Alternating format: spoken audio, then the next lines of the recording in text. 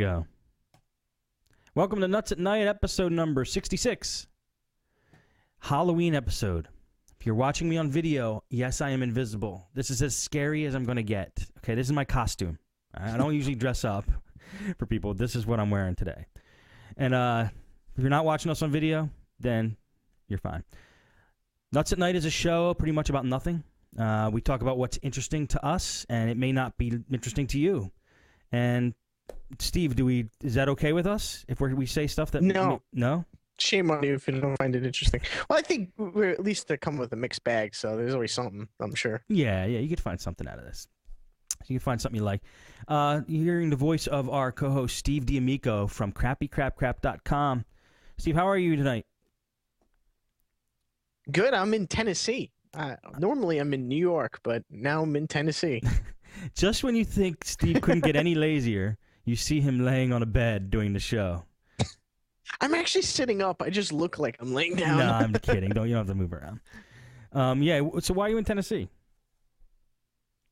Well, my mom is picking up her mother from a rehab facility, coming home to live with my mom. All right. So Steve, hang on. I'm losing you, man. Yeah. I'm losing you. Yeah. Okay. I paused the recording. Okay, if I just pause it. Pause it. You should be all right. Plus, there's a delay. Ready? We're going to test the delay. Count with me. Can you count with me?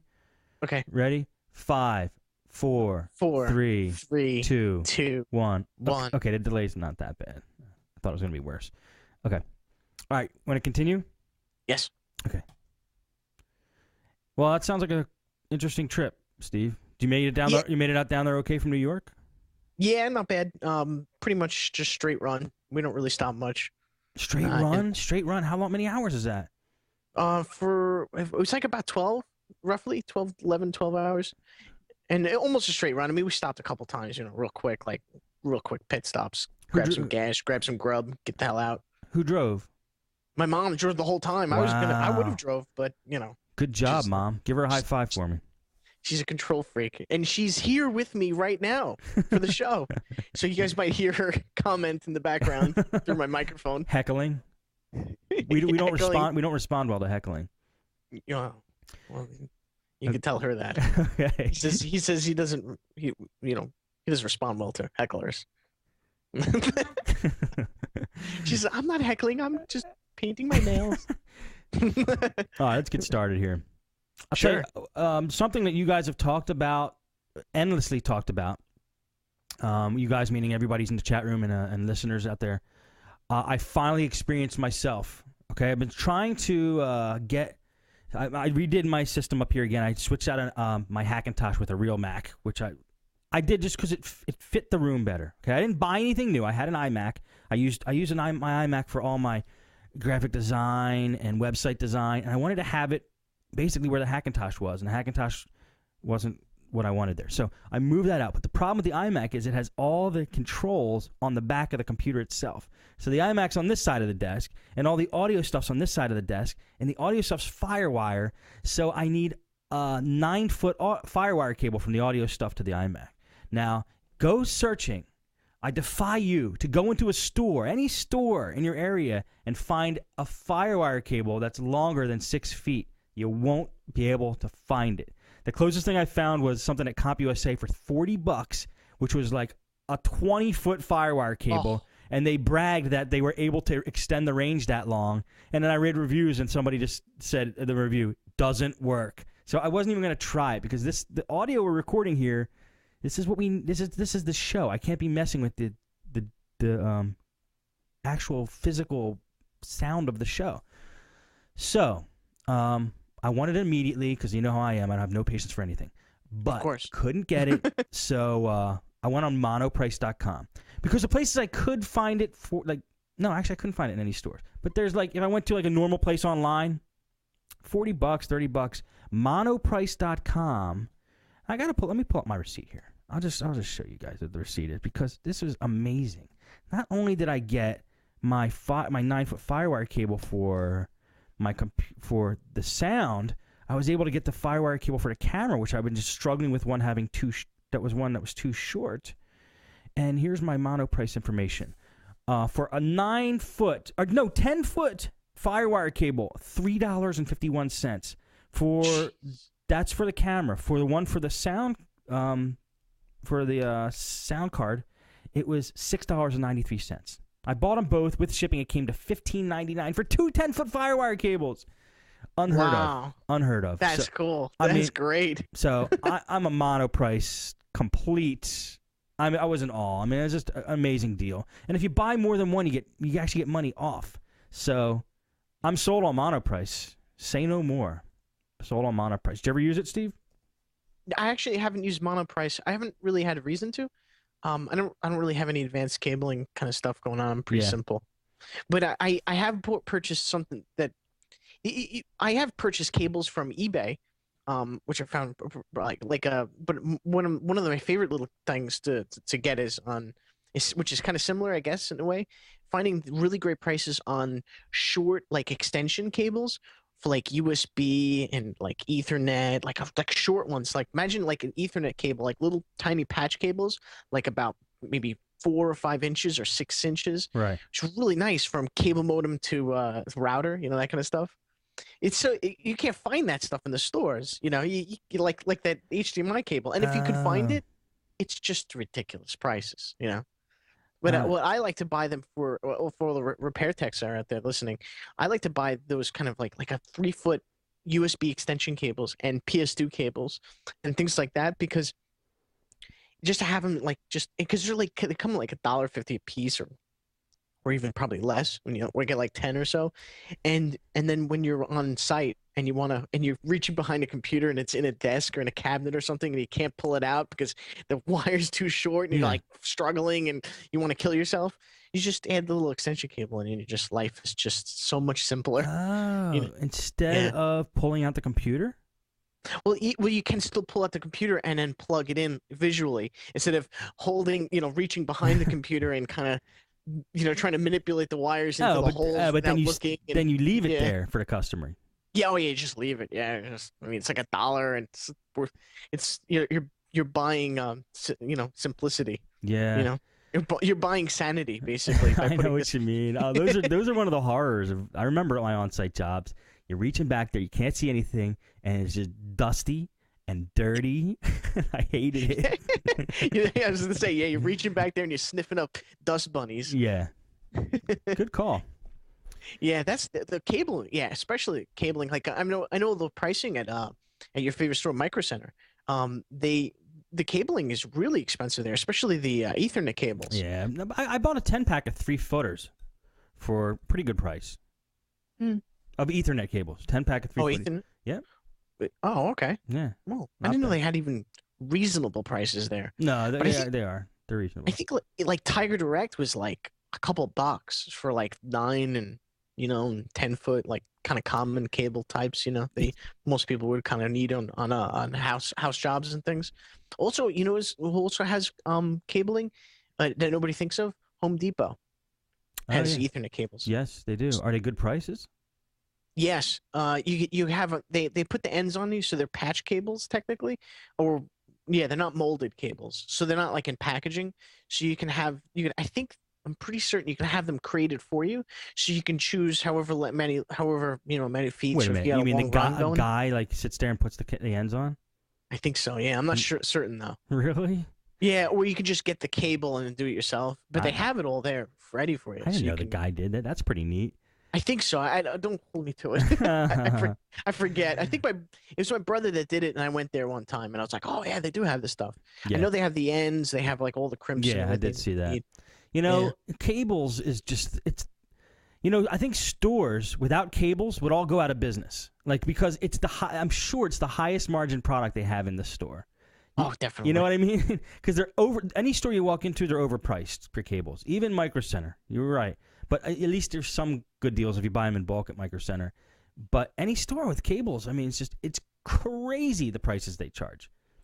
It's even worse. If you remember years ago, I don't remember how many years ago it was, but it was a while ago, maybe 5 years ago, when all the printers stopped coming with USB cables, all the Staples and Office Maxes and all the places were selling the inkjet printers, they capitalized on this by only stocking like gold-plated, super deluxe USB cables, Yes. just like the HDMI thing that everybody complains about. Like, Right. oh my God, why would I spend $200 for a stupid cable? Right.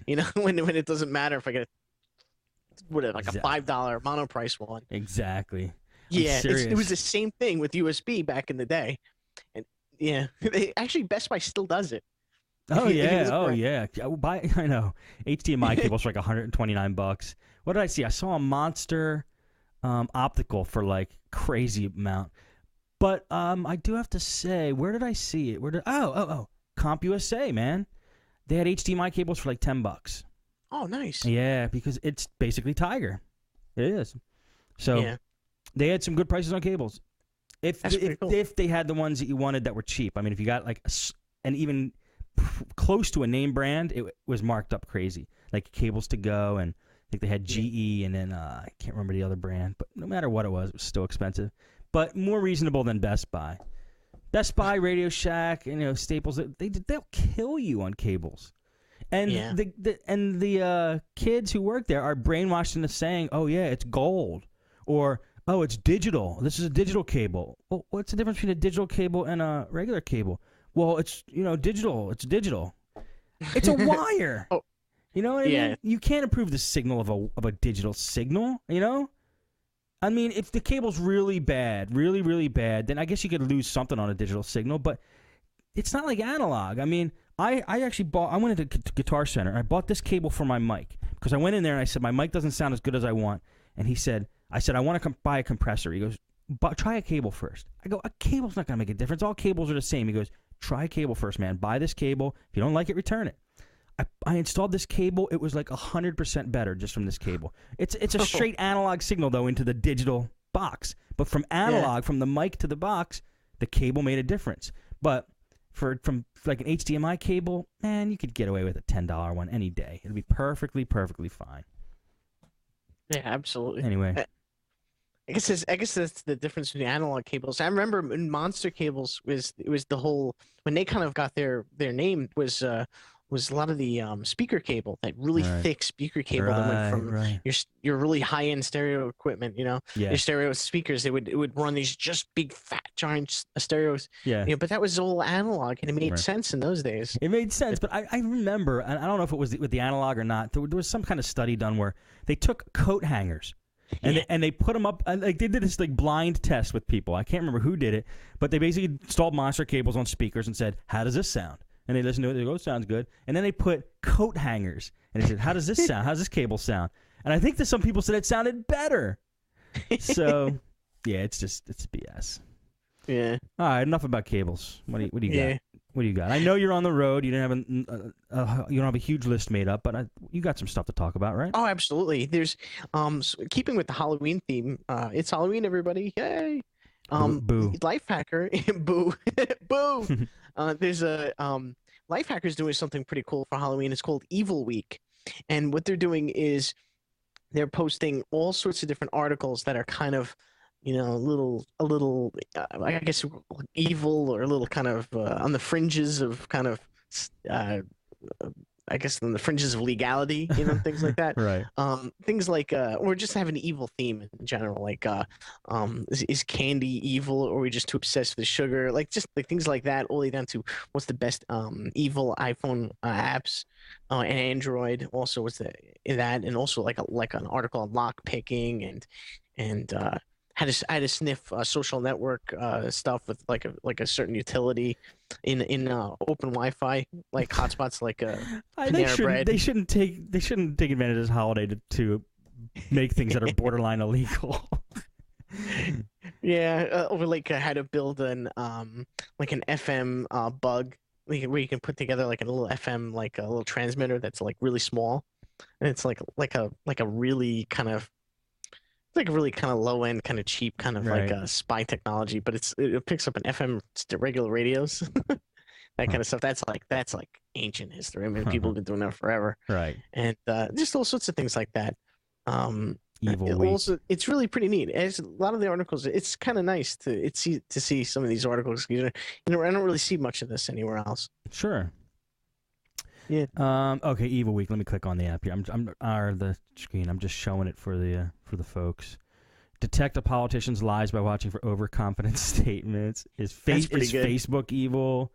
How to beat a polygraph test. Is candy evil, or are we just too obsessed with sugar? I think candy's evil. Unfriend Finder helps you discover who has unfriended you on Facebook. Wow, that's pretty cool. Oh, man. This is funny stuff. This is good stuff. Cool. Yeah, it's pretty neat. Hey, Yeah, did you do any of this? Stuff. Did you apply any of these? No. I when I've been locked in the car for a long time. Oh, man. Almost the whole day has just been driving. Did you mess around with your phone a lot? Yeah, absolutely. One of the things I was going to talk about is I tested it out and want to see how it would work. I used my Wi-Fi, the Wi-Fi tether on my Android phone. Yeah. And I used that like almost the entire way. Really? And it worked great. For me on my phone, which is the Droid, the first Motorola Droid, it doesn't work if I'm on voice call. I thought it didn't. I wasn't sure, and now I'm sure. It just drops out completely. And so once I'm off the voice call, then it goes right back to working again, which is not bad. I'm not complaining. Believe me, I'm so thrilled that this thing is its own little router. I know, it's awesome. I've been having problems with it since I've been messing around with my ROMs. I think because I flashed the radio, which is apparently like you flash the firmware for your antenna and your radio, and it could be bad or it could be good depending on what location you are. People said this is a great thing to flash, and I flashed it, and I'm not getting my tether. My tethering's not working out that great. Kind of, yeah. Oh, you rolled the dice. I know. No. I know. That's my nature. Give me something that works perfectly, and I will change it for no good reason. Yeah, if it's not broke, well, let's try and break it. Yeah, then. if it's not broke, let's make it better. Exactly. That's a fail. But one of the really useful things I was able to do with this Wi-Fi tethering as we're driving, because my mother was driving the whole way, and it's about like a 12-hour drive. Was I actually had a call, and since I'm going to be gone for a few days, it was I mean, not a completely urgent, but it was kind of an urgent call. They really needed help to get some work done. Right. One of my clients, and I was able to use the Wi-Fi tethering and use I used LogMeIn free to work with this client, and I was able to log in and fix her computer. Actually, no, I didn't use LogMeIn free. This time I used Crossloop just because she didn't have the LogMeIn installed on there. I used the free version of Crossloop, which actually worked really well. Is there a mobile app for it, or are you just doing it through the internet? I'm using. You're tethering. You're tethering. My laptop. Oh, tethering. Okay, gotcha. Sorry. So as we're going, as we're traveling down the interstate, in even actually big parts of Virginia. I mean, I'm not dropping the internet connection once. Really? Just continuously wireless tethering with my laptop as we're traveling down the road, and I'm connected, with Crossloop. I'm doing a remote desktop basic connection. That's fantastic. And fixing it. Yeah, it was great, and just working through all her problems and getting it all situated. It was really great. So her computer was on at home. Yeah. She had a laptop. Her specific issues were problems with Microsoft Office.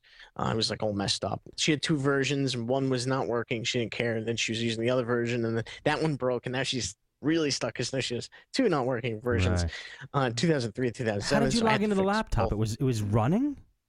Is she well hers? She called me, and then she was in front of it. So I just directed her. Gotcha. To what I did. It's not the best option out there. But it is an option. It is not that bad to step your client through the installation of the free version of Crossloop. In a pinch, it works really well. No, it wasn't that. I was thinking it was your mom's computer for some reason. I'm like, but she's with you. Oh, okay, gotcha. I was using my my ThinkPad, which for everybody out there, they talked me out of using Vista on it. I know Vista stinks. I finally installed Windows 7. Hooray! Well, is it hooray? Or, I mean, you serious? You think it's hooray? Do you notice a difference?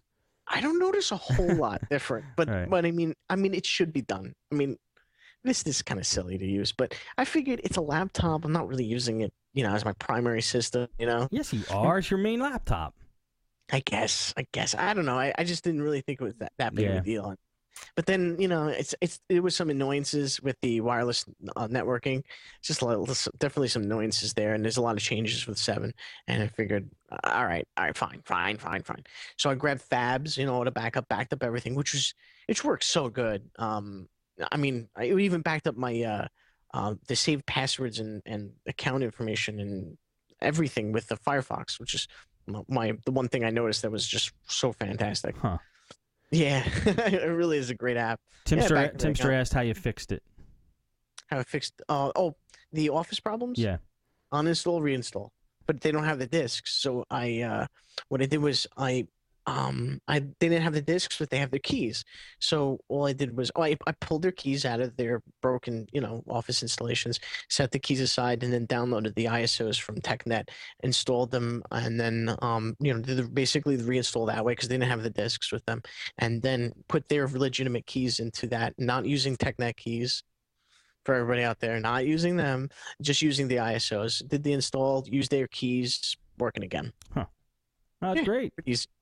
Yeah, they were thrilled. I mean, they had no idea what's going on, but it was really cool that at some point we had to get out, and we were walking around during my trip. So I had disconnected the laptop, and my laptop's like a convertible tablet. It's in the IBM X61 convertible tablet. So I just snap it around as a full tablet, and I started using the tablet functions, remote desktop, into this girl's computer, and I have my phone in my pocket. It's wireless tethering from my hip. This is like cutting edge stuff, It really is. You used it as a tablet, huh? Yeah, I used it as a tablet. As I was doing the functions, because it's just sometimes you don't need the keyboard, and stylus. So well, yeah, it's a stylus, but I know people are out there. I think there's a lot of touch panel snobs. Look, if you're using Windows 7, you don't want touch. Exactly. On Windows 7. I know. It's not made. Right. I'm with you on that. Things are dull. Yeah. And the functions on this little stylus is really cool. Like, also, here's a little note. I did the Vista. I uninstalled Vista and I installed 7. I didn't do an upgrade, and one of the things that it fixed was some of my tablet features were kind of messed up for some reason. All fixed. I mean, just installed 7, all drivers, bam. There you go. And well, there's a good reason. Yeah. I didn't realize it would be that easy. I kind of thought it would be kind of a project that I just. So how is it using a stylus on? I mean, as a tablet. I mean, most people don't. I swear, most people who buy tablet PCs, I think they end up just never using it as a tablet. But how was the experience? It's curious. It's great. I love it a lot. I mean, it's really, really nice. The keyboard is really, really nice in 7. It tucks, and I think it does it in Vista too. Yeah, I'm pretty sure it does. What it does is it kind of tucks itself and kind of hides at the corner, not the corner, the edge of the screen. Yeah. And just the edge of it pops out when you start using the tablet. And you start using it as a tablet, and you're touching the stylus to the screen. Right. It kind of tucks it untucks a little bit so you can see it exists, and then you touch over to it, and then it goes, "Oh, you want me?" And then it slides out, and then you have the option of using a little keyboard. Right. Or you can just tuck it back in. You hit the X, and it hides itself. Nice. And if you're not using the keyboard at that moment, it becomes extremely transparent, like very almost where you can't see it. Right. But if you touch that transparent, it is on top of the other window. So if you touch that transparency, it'll jump out and it'll actually start typing. Damn. But it's very easy to use. It's very nice. I like it. If you hold down the tablet, you hold down the stylus to the tablet, it makes like a little it makes like a little circle. It spins really nice little cool looking little animation of a little spinning circle, and then it makes the right mouse click. Yeah, it's cool. Very cool. All right, well, I'm curious. I was just curious about this whole stylus thing. That sounds very cool. If you're walking and you're using a laptop, it's much easier because you can hold it kind of like a book, Mhm. in a way. You hold it on your forearm, and then you could just like almost like you're writing on a pad and Right, walking. right. Yeah, So writing. You miss the writing. See, well, most people who have tablets like the iPad, you need to use your finger because it's meant for that. The interface is built for that.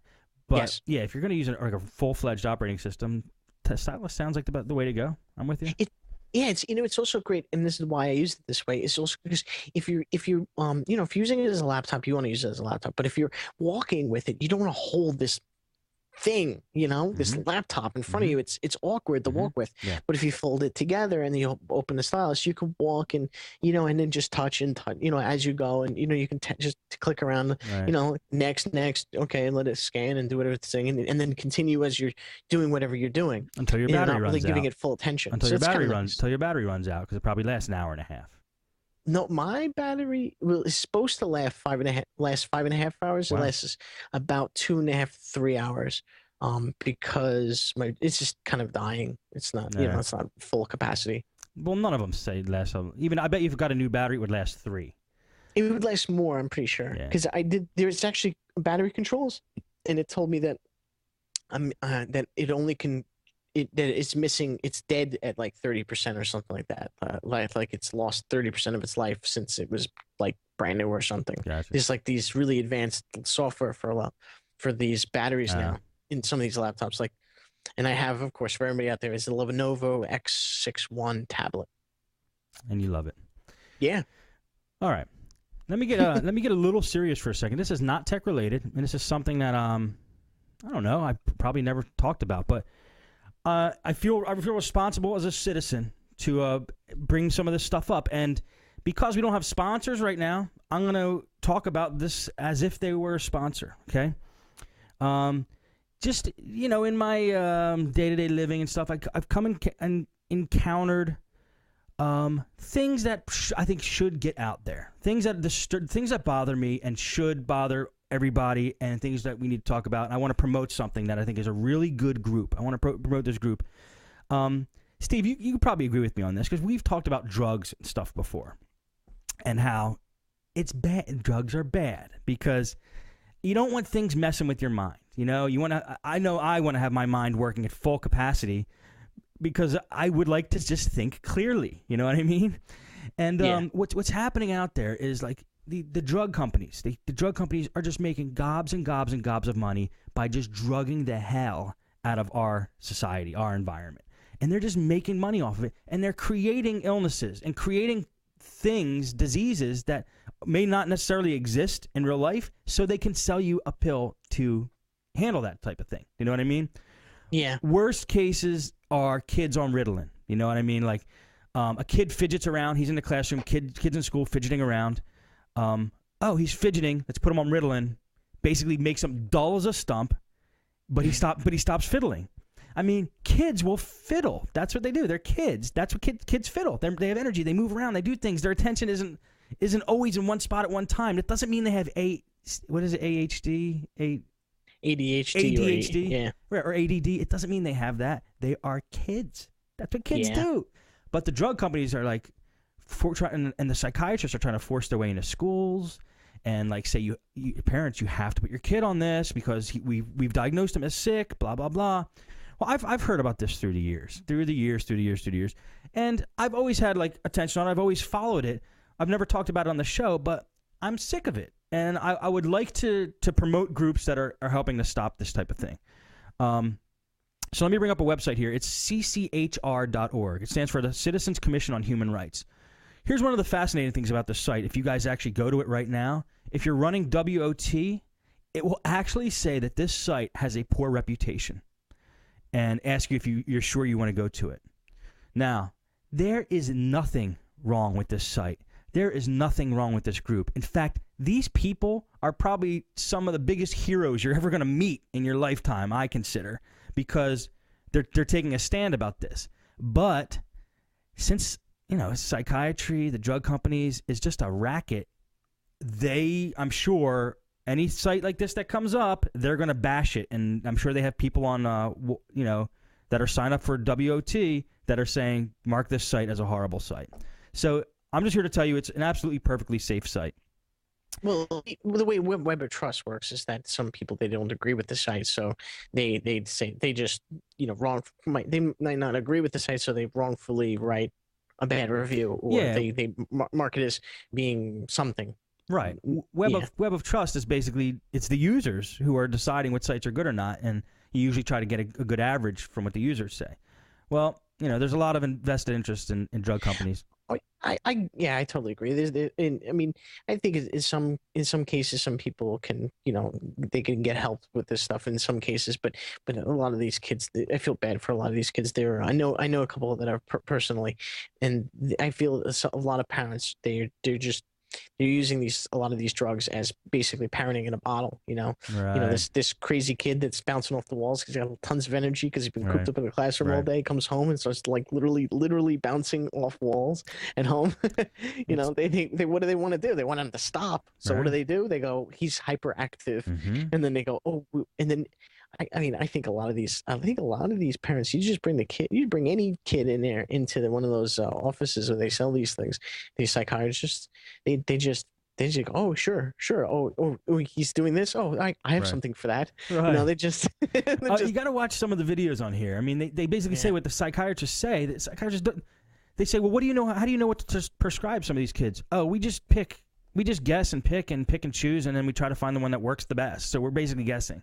I mean, all I'm asking is watch the videos on here. If you have kids, you might be very interested in this kind of thing, because the problem I see with this is the drugs don't solve the problem. Not only does it make it worse, it basically screws the kid up for life. I mean, you don't want to mess with somebody's mind, and these drugs dull a child or even adults. They dull their problem-solving skills, and it's not good. I mean, if you're a technician, you need to be sharp. These drugs don't make you sharp. They don't. I mean, and the side effects, and I can't even begin to say like all the atrocities about it, because it would take me a long time, and I don't even know a lot of the stuff. But if you just watch these videos and you get a good idea, and if you want to do something about it, help out groups like this. There is ways to stop the drug companies from getting filthy rich off making us dumb, and hurting our minds, making us dumb, giving us, a lot of these side effects of these drugs are suicidal tendencies, like horrible side effects. Kids commit suicide from being on these drugs. That's what one of the videos is about. So that's my public service announcement for today. I might start putting ads here and there into the shows about this kind of thing, because we need to take responsibility as adults and technicians and people who are smart in our communities and environments. And if you see something that's wrong, you should do something about it. And that's what I'm doing. I see this as wrong, so I feel it's my duty to say something about it. And I'm just bringing it out to you guys. Wow. I actually have a little request for everybody listening. Let me know if anybody out there has any and would like to talk to me about it, or you can call me on the phone. I mean, I'm not that hard to find, or email me your experiences with electronic cigarettes. I have a family member that might have to try this out, and because of their current situation, and I'd love to know if it's good, bad, or what this kind of story is, what the scoop is. Wait a minute, doesn't Door use one? I don't know. Does he? I don't. Yes, talk to Door. I mean, he's the only person I know. Really? I think it's Door. I'm almost 100% it's Door. Oh, yeah. Okay. I didn't know that. Yeah. They seem like a great idea, right? Yeah. I don't know much about it. I know that they're like, it's an electronic cigarette. It has like a light at the end of it, like a red light. Right. And you get your nicotine similar, I guess, in a way, to a burning cigarette in your mouth. Right. So like there's no smoke involved. So you can basically smoke indoors. And then you just lower the dosage of the nicotine, right? Yeah, or just become addicted to that, I guess. I don't know. You know what? I guess so, but I think he completely was off the nicotine. I think he was just doing it for the sensation, because I think he was doing it to get off smoking, but I think towards the end you just do it for the sensation of of smoking. The sensation sometimes I think handles that craving. I don't have reality on that craving. I don't know what that feels like. Yeah, I never wanted to smoke. Yeah. Yeah. I think I tried a couple times. I threw up and I said, "Nah, no, no, thanks." Yeah, that's a pretty strong reaction to something. To throw up. Yeah. I think Yeah. I wouldn't like something that made me throw up. All right. What else? What do you want to talk about? Oh, also, you know what? I did a posting on Crappy Crap Crap about the Big Rig Truckers, Oh, the let's talk video about game. this. I think it's a PC video game. Yeah. Oh, there's some really good reviews on that one. I didn't post the professional review of the site. I think I put a link to it on the crappycrapcrap.com. I think I'll put a link to it, but I posted regular people's reviews because some of them are pretty funny. Actually, I don't have them in front of me right now, right this second, but they were really, really good. Oh, these are actual reviews. Yeah, on their user site? reviews. Yeah. I put some user reviews on Crappy Crap Crap on this. that's Well, good. one of them, one of the titles of the reviews is "This game sucks. If you hate someone, then give them this game because it is completely a waste of time and money." Keep reading that one. That sounds good. Let's see. This game is the king of crap. You used the keyword there. I mean the opponent hardly moves at all, but only sometimes. You can go through anything in this game, and I mean anything. I went through the I went through the opponent. all the buildings you can see, and I even went through the friggin' bridge. And I rise up through the bridge, going up at the end of it. You can explore places that the developer even made, and when you do, the van goes completely bonkers. It turns all the way around. You can think of, put it this way, London Bridge is falling upside down all the way around, and you can see that the brake lights are on top of the truck when this happens. The most common spin is what I call the extreme reverse. What happens is your truck or van stops and reverses at looks like billion miles per hour. You can't even control the damn thing. So this is my message to you not to buy this game. It even put a flipping virus on my computer. Yeah, there's some really good reviews on this, and for everybody out there, it's a racing game. It's basically a racing game with trucks. Did I talk about this on this show? What show did I talk about it on? I think it was the post show. Oh, the best is the GameSpot review. Go to GameSpot.com. It's just because it's a professionally written review about a horrible game, and it's just, you gotta crack up. Because the front of the box here on Big Rigs, I'll show you on the screen. It's there's a truck, and there's a cop, and you're supposed, in the back of the box actually says, oh, in this game you're supposed to outrun the cops and carry a load from one area to another, like through all these highways and stuff. And then it says, in reality, none of these elements are in the game. There's no police. You don't haul anything, and to boot, the opponent doesn't even move. And when you cross the finish line, it says "you're winner" instead of "you're a winner." It says "you're winner." Oh man, that's funny stuff. This is another one of the reviews. I'll read through it pretty quick. Yeah. This is pretty funny. This is the perfect gag gift. There's only 4 trucks to choose from, and like 5 tracks. Lastly, the game crashes halfway through the map. The good thing about this game, which is pretty funny, is that your truck can exceed speeds faster than the speed of light and sound combined. Also, it gives you a complete freedom to go wherever you want, even out of the map. If you want to give this to a friend as a gag gift, go ahead. I did to my best friend, and he threw it out the window. Oh man, I think the only thing funnier than this game is the reviews. Yes, they are awesome. Well, I'm happy to see Crappy Crap has some new material here. Well yes, done. I intend to post more Okay. than just this. A few of you have gave me some suggestions of some really crappy places and things, and I will definitely get to them. I promise. Good. Yeah. All right. So I thought that was pretty. That was definitely worthy bringing up, because that was that really cracked me up earlier today. Totally. All right. Can you done with that, or should I bring up something? Oh sure. Yeah. Go ahead. Some small quick things here. Something I like about Gmail. We are big Gmail fans, me and Steve, and yes. I wrote an email on Gmail, and I attached something to it. I attached a file to it, and then I went to send it to somebody. And Gmail says, whoa, wait.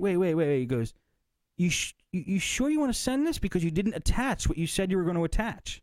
And I'm like, what? It said, well, I wasn't actually having a conversation with Gmail, but it said basically, you used the word attached in your email, but you didn't attach anything to it. Are you sure you want to send the email? I'm like, damn, Gmail, that's awesome, thanks. And I attached it and sent it off, and thank you very much. Gmail is my friend. So that was one thing I liked about Gmail.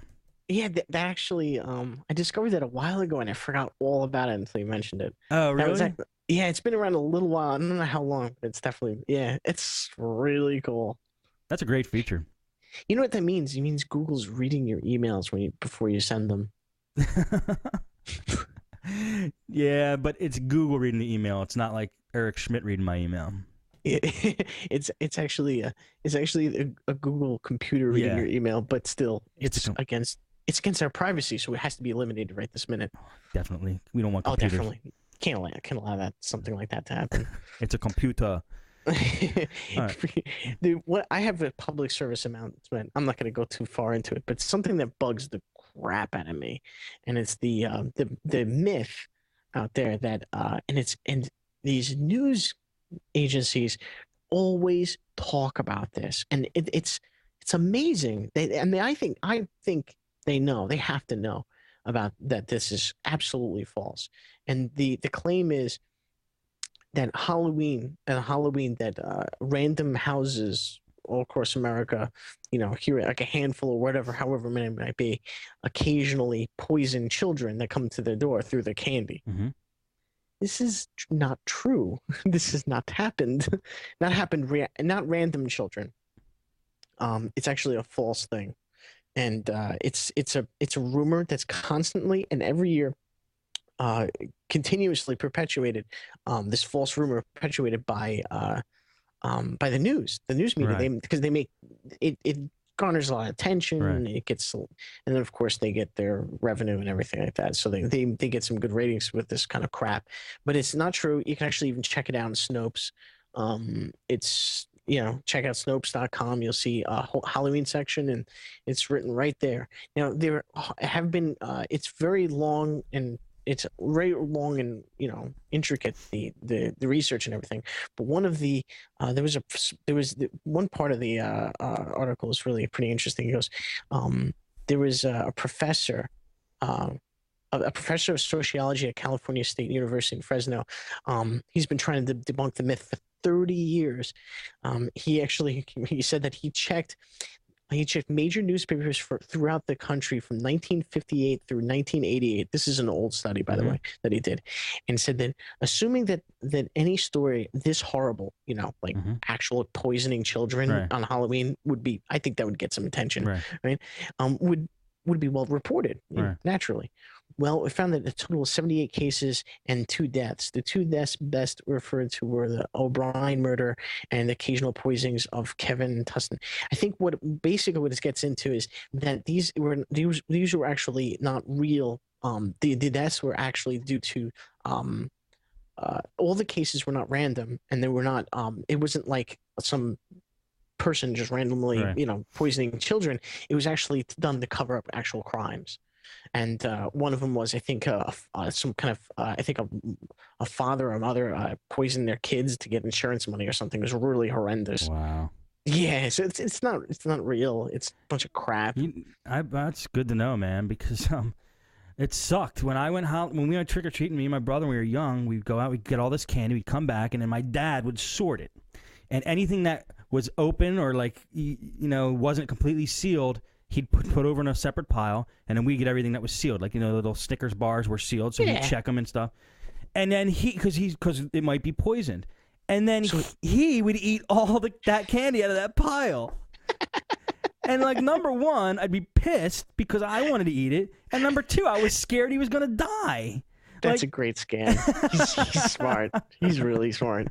Now that you're older, you got to look at that and just say, "Oh, genius." It was not cool. It was not cool. It's not cool.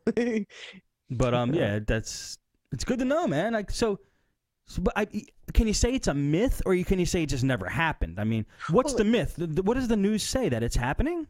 oh, you know, what they actually say is, oh, everybody be careful, Halloween, you don't want children to eat poison candy or something. They always say that, like, be careful or watch out for, or here's tips to avoid possible problems. And it's like you probably have a better likely. I mean, statistically speaking, you probably have a more likely to get like attacked by a shark on land.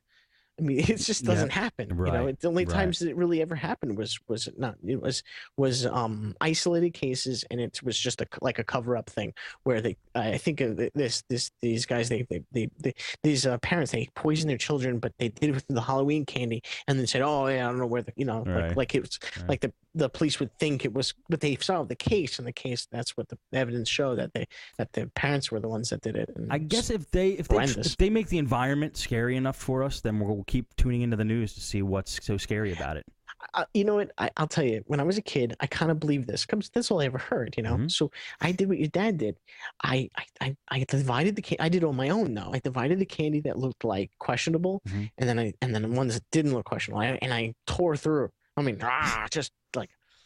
tore through like probably a matter of hours or like a day, or a mountain of candy, right? Right. And then you're done with that, and then you start looking at the questionable candy.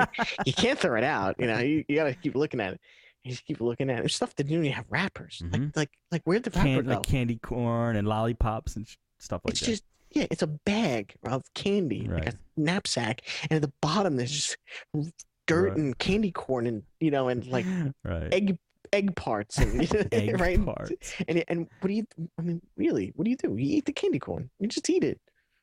It's sugary. It's technically candy. You're still here. And you eat it. You look at it and you go, it might be poison, but but I'm hungry. I'm hungry and it's tasty. And you go, it looks really good. Maybe I should try it just this once. I'll be fine. I'm not that far from a hospital. That's awesome. All right. Last thing. I had a couple things. I said a couple fast things, but you went and did your whole poisonous candy thing right in the middle. I'm sorry. I can't believe it, man. I'm so hurt that I don't know if I can continue with the show. I'll send you some Hollywood candy. No, the second thing I wanted to say real quick was Firefox has a cool feature because I started using Chrome. I'm telling you guys, I'm trying it. The Chromies are trying to convert me. Started using Chrome, but there's an option of Firefox, another one that I really like. I enjoy my Mac. Okay, this is going somewhere. I'm not just loving Mac here. I enjoy my Mac. I love using the touchpad on a Mac. And if you ever scroll up and down on a Mac, it's really smooth. I mean, the screen goes up and down, really smooth. Like, flows. It glides, like literally, like on that commercial. And but I want to use like the scrolling feature on the touchpad on my PC. It's like the window goes like it's choppy, Well, there's an option in Firefox. So if you're browsing the internet using Firefox, you could go into the preferences and I think it's under General, smooth scrolling. You click that, and then every time you use your touchpad on your laptop when you're scrolling in Firefox, it's nice and smooth. It's like a Mac, and I like that. I just wanted to throw that out there as a feature. That's pretty cool. Yeah, and let me just throw this at the tail end of it because this is about Mac. This next thing, I bashed them last show. Those MacBook Airs, the new MacBook Airs, for their price. They're just way too expensive. Yeah. The new MacBook Airs came out. They came out with a 13-inch and an 11-inch version. I went to the store, Best Buy and the Apple Store. I just go in. Both. I go in once in a while. No, I'm really not gonna. I'm not gonna spend $1,000. I won't. I really won't do it. I might get one used somewhere, or I might wait till the price comes down a little bit. I don't know. You won't. You won't this week. I don't think I will. But I picked up the 13-inch MacBook Air. Right. I picked it up and I go, you know what? This thing's kind of heavy. It's almost as heavy as my MacBook, it felt like. I mean, it's too heavy. But then I picked up the 11-inch version. And this thing is just, I love it. It's a splendid piece of hardware. No, it's a Frisbee. No, really, man. I mean, have you used it? Have you touched it? No, I don't want to molest a Mac. Well, you should. Because open this thing up and use it in the store, and it's such a nice little computer to take with you places, because since I moved, I've been going out much more, and I like doing work on the road. I like doing my work in restaurants and places that are not in my house here.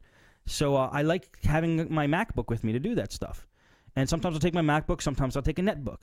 Well, this 11-inch MacBook would be the perfect tool for me to take with me because it's so small, it's very sturdy, it's got an awesome keyboard, it's got the multi-touch touchpad, it's got and the screen resolution is really high. So it's not because it has a small screen, the screen resolution is smaller. It's really high resolution. I think it's comparable to the old MacBooks. I think it's the same resolution for the 11-inch that the old 13-inch had for the MacBooks.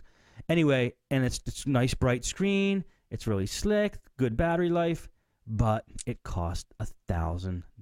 Even for that one? They start at $1,000. Oh, jeez. And that's the 11-inch. The bottom of the line 11-inch starts at $1,000. So all I'm saying is, I really like the machine. You should go in and play with them. You will like them as well. And then maybe as a group, if we complain, we could get Steve Jobs to bring the price down. You know what? That's a really, really expensive netbook. Yeah, but it's not. You can't put it in this. I said it last week, but you can't put it in the same league as a netbook hardware wise. Maybe speed and power wise, yeah. But as far as look, people buy Mercedes, right? And people buy Fords, like me. I bought a Ford. Is the hardware in a Mercedes that much better than a Ford? I don't know. Is it?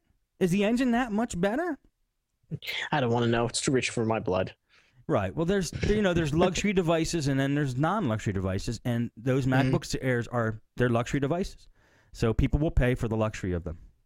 I mean, people are going to buy them, but I actually think that not as many people are going to buy them as they think. Yeah, that's pretty steep. I mean, I don't know. I mean, it's powered like a netbook, so in theory, shouldn't it be really kind of run netbook things? Shouldn't it be your secondary computer? I mean, that is an expensive secondary computer. To you and me, it is. Absolutely. Yeah. To people with lots of money, it is not, and they will sell them. But I think they could sell a lot more if they brought the price down. I do. I just think the MacBook Air is kind of like, hey, look at me, technology. It's kind of like it's that like a gimmick. It's a gimmick. Yeah, kind of way. It's kind of like a status symbol. It's like it's kind of like an attention getter. It's like getting a red. It's like getting a red hot rod. Have you ever used one? No. Have you ever touched one? I played with not that. I haven't played with those. You played with the ThinkPad version? No, I played with the iPad for a little while, and I played with a couple Macs at Best Buy. I occasionally go in there. Okay. Like about every 6 months or so, I go in Best Buy. I find somehow I wind up there. I like going in. I like going in there and see all the new stuff. All right, man. Let's do. What do you like? What do you like?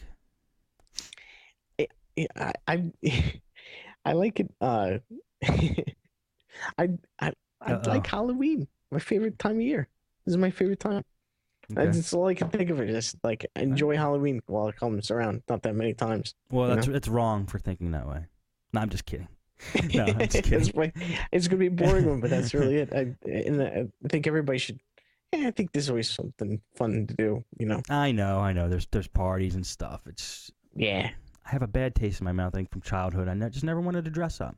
Oh, and pumpkin beer too. That's another. That was part of my life. I almost forgot that one. That pumpkin beer is pretty good. All right, good. And Dead Guy Ale. Dead Guy Ale is good too. All right, good. I actually don't have a like this week. I thought I did, but I'm looking at my list and I don't. So just ask me what I don't like. Yeah, what do you don't like? You know what I don't like? I saw a billboard the other day driving down the street, and it was for selling. I don't even know what it was for selling what, but what I don't like, and this billboard had it on it, was when they take a person's head and they kind of enlarge it in that fishbowl, like they make it look like he's a fishbowl, like the top part of his head is big, and he's like yelling something. You know what I mean? Did you ever see this for like sales or graphics or cartoons or clip art or something like that? The guy with the big fishbowl head yelling something. I hate that. Hate it. You know what bugs me? It's something similar. And they mention it is when they the tight shot on somebody's face, like in interview shows and stuff like that. Yeah. Like I'd like to see the whole body. Like I like to see their head, their neck, and their shoulders, and maybe it's part of their chest at least. Right. But why is it? It drives me crazy when I see it in like a lot of interview shows. Yeah. They have these people that they have just a tight shot on just like the forehead down to their chin. Yeah, it's like a trendy thing, I think, especially when they hold the camera. It's not on like a tripod or anything, so it's shaky, like. I don't know. I don't know why they do that. I just feel like I want to kind of like go. Like I almost feel like that's that person when they do that on like TV shows and stuff, or usually interview shows. That I almost kind of like want to like get back. Yeah, like, me too. Because I feel like they're that guy that talk too close to your face guy.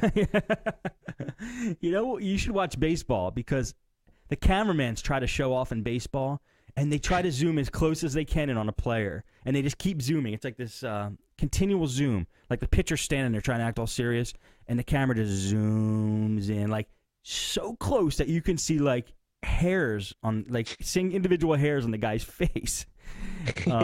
Pretty crazy. All right, what don't you like? Oh wait, is that what you don't like? No. Okay, what don't you like? I don't like that, but that's not what's on my that's not what's on my mind. You know what I hate, and it drives me completely crazy every time. Not completely, I shouldn't say completely crazy. It just drives me nuts when I see it, and it's just I don't understand it. It doesn't make sense to me. I haven't figured it out yet. Why is it that when you go in or out of a business and they have two identical doors, right? Mm-hmm. And they both are operational. Mm-hmm. They should be. They're doors, right? Right. But they always lock one closed. So everybody's forced to use one of the two doors. And naturally, everybody chooses the wrong door. So you go up to the wrong door and you go, duh, duh, duh, and then you go, oh, and then you go to the other door right next to it, and then you open that door and you walk through. That's a great question, man. What is the point of that? I never understood it. It can be unlocked so that the both doors swing, and it would make just a little bit more sense. Incoming people use the incoming door, outgoing people use the outgoing door. No need to slam into each other. Yeah. No need to share the door. No need to go, oh no, you first. Oh no, you first. Oh no, you first, and then just want to kill them. No need to do that. No need for deaths or embarrassment situations like that. Just use the door. That's a great question. I don't know. I don't even know the philosophy about it. The only thing I can think of is somebody's too lazy to unlock the other door. Maybe. Like when the security guard wakes up in the morning or whatever, and he's like didn't have his coffee yet, and he opens the door, he just pulls the one little slab up and pulls the one from the top, and then just walks away and does whatever. Maybe that's it. Maybe it's just like they key open the door in the morning and they just walk in. They don't even think, let's undo both doors. Because how it usually is, you key open one door, it swings freely, and then the other one you you unlock from I think the top and the bottom, and then it swings. Right. That's a great question. Next time you encounter that, you should ask the business owner. Or should just punch the door or something. Steve D's solution to all: punch it. Just punch it. All right, man. Let's close this out. What do you say? Yeah, definitely. Or punch it in technical terms, it's called the technical tap, right? Punching it. Yeah, punching it to make it work. Where can people find you? You can find me at stevendemico.com or it seems like a bit of a hit. I don't have any statistics on who's going to the site, but I got a lot of comments so far right now. Crappy crap crap. Okay, crappycrapcrap.com. There you go. Or stevediamico.com. Yep. Okay. Well, thank you very much. Also, I'm SMD Steve on Twitter. Yes, follow Steve on Twitter. Yeah, I'm constantly getting every day 2 or 3 people. It's really great. There you go. Yeah. And you know where to find me, guys. Well, I think that's going to be it for today's episode of Nutz at Night. Have a happy Halloween. I won't. And I'll see everybody next time. And so will Steve. Bye.